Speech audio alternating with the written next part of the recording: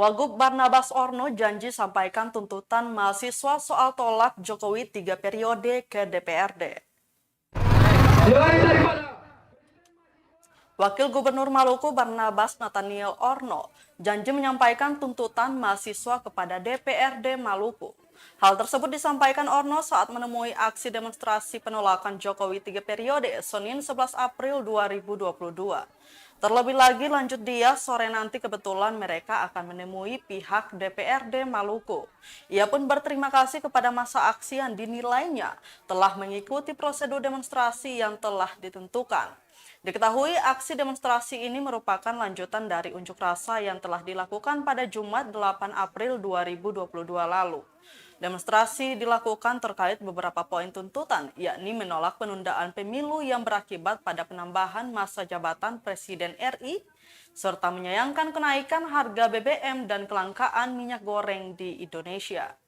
Unjuk rasa tersebut merupakan seruan aksi nasional yang telah digelar serempak di beberapa provinsi di Indonesia.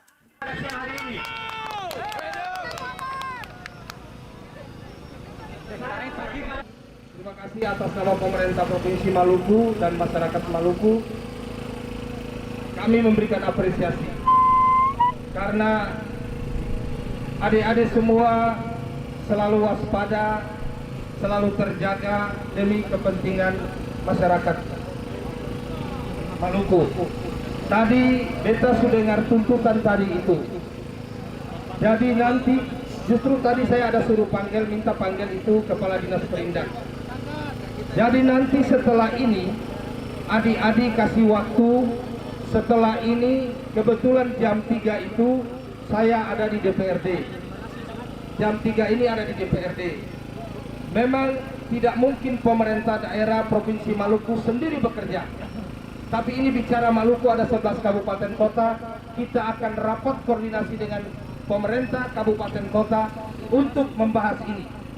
Tapi khusus untuk pemerintah Provinsi Maluku, nanti sebentar saya ada dengan Pak Sekda, saya akan bilang Pak Sekda untuk mengundang instansi terkait untuk mementingkan kesejahteraan masyarakat melalui subsidi atau bantuan langsung tunai. Terima kasih sudah nonton, jangan lupa like, subscribe, dan share ya!